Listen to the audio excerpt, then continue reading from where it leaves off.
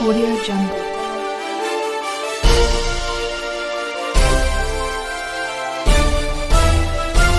Audio Jungle. पराली प्रबंधन को लेकर एक ऐसा नाम जो इस वक्त पूरे प्रदेश में गूंज रहा है। अपने नाम के साथ वो बुंदेलखंड का नाम भी रोशन कर रहा है। हम बात कर रहे हैं बुंदेलखंड के झांसी जिले के टागोरी गांव के प्रवीण वर्मा की।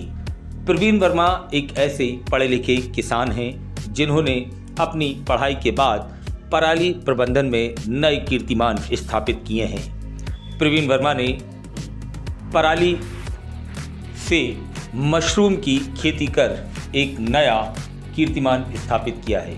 इसके साथ ही उन्होंने धान की पराली से जहां मशरूम की खेती करके किसानों को एक नई राह दिखाई है, वहीं उन्होंने बुंदेलखंड क्षेत्र में कई ऐसे काम भी किए हैं। उनकी नर्सरी में तरह तरह की चीज़ों को उगाया जाता है।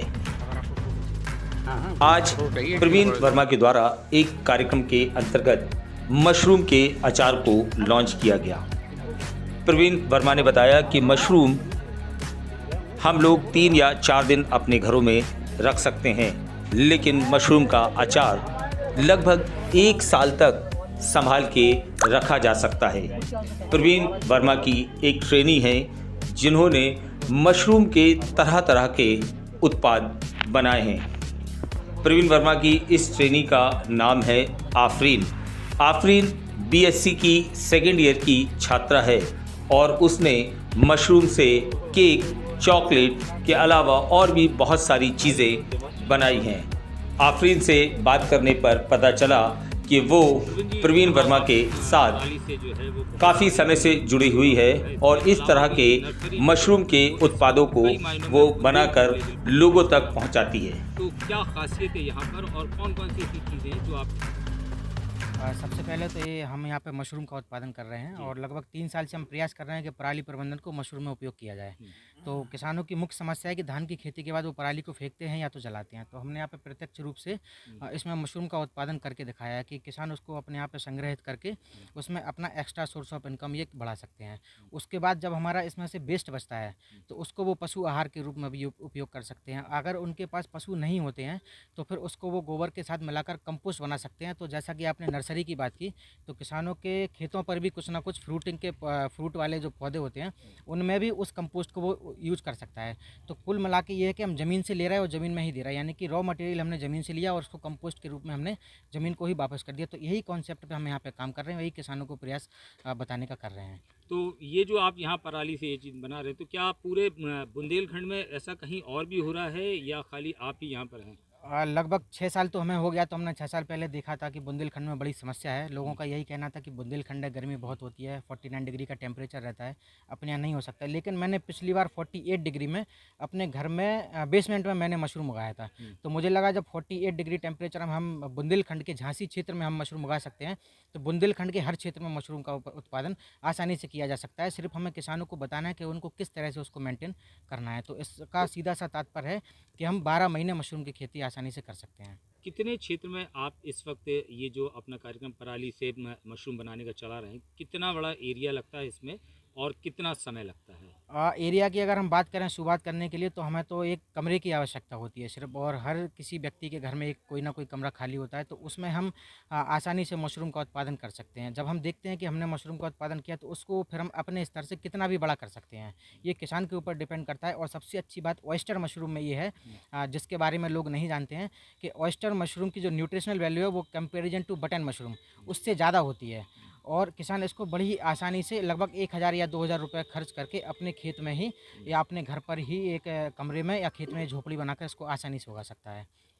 अभी आप यहाँ कितना उत्पादन कर रहे हैं? अभी लगभग हमारा 1000-1500 किलो ऑयस्टर मशरूम है और लगभग 400 से 500 किलो हमारा बटन मशरूम सीजनली हम उसका उत्पादन कर रहे हैं। और लगभग 100 से 200 किलो के समथिंग हम मिल्की मशरूम का गर्मी की जो वैरायटी होती है उसका उत्पादन कर लेते हैं, क्योंकि ये डेमो यूनिट है एक तरह से। तो इसमें हमें किसानों को पूरे साल भर कुछ ना कुछ उनको बताना होता है कि हम कितने तरीके का मशरूम अपने झांसी क्षेत्र में या बुंदेलखंड के क्षेत्र में कर सकते हैं। पराली प्रबंधन को लेके और इस तरह की जो आप यहाँ काम कर रहे हैं, आपको एक अवार्ड भी गवर्नमेंट की तरफ से मिला है। जी, जो अवार्ड था वो नेशनल एग्रीप्रेन्योरशिप का अवार्ड था, agree clinic and agri business योजना की अंतर्गत कृषि मंत्रालय की तरफ से वो अवार्ड हमें 12 जनवरी 2023 में दिया गया था दिल्ली नास कॉम्प्लेक्स में।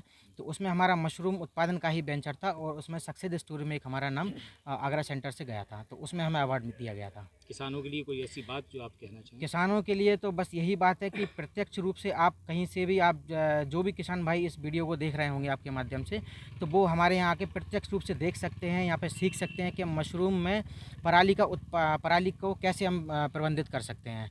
तो अपने घर पर भी पराली को संग्रहित करें, या उनके पास अगर हम पराली की बात ना करें, अगर हम बात करें कृषि अवशेष की, तो किसी भी फसल के कृषि अवशेष जो उनके पास हैं वो सूखे हुए हों, उसमें वो मशरूम का उत्पादन आसानी से कर सकते हैं। उन्हें किसी भी प्रकार से आग लगाने की उसमें बिल्कुल भी आवश्यकता नहीं है। कुछ प्रोडक्ट आप यहाँ से निकाल रहे हैं? जी, आज हमारी कंपनी का फाउंडेशन डे है। जैसा कि आप बगल में देख रहे हैं, हमारे मुख्य अतिथि हैं डॉक्टर प्रशांत जाम्बुलकर और डॉक्टर आदेश कुमार कृषि विज्ञान केंद्र से हैं। जाम्बुलकर सर हमारे रानी लक्ष्मीबाई केंद्रीय कृषि विश्वविद्यालय से हैं।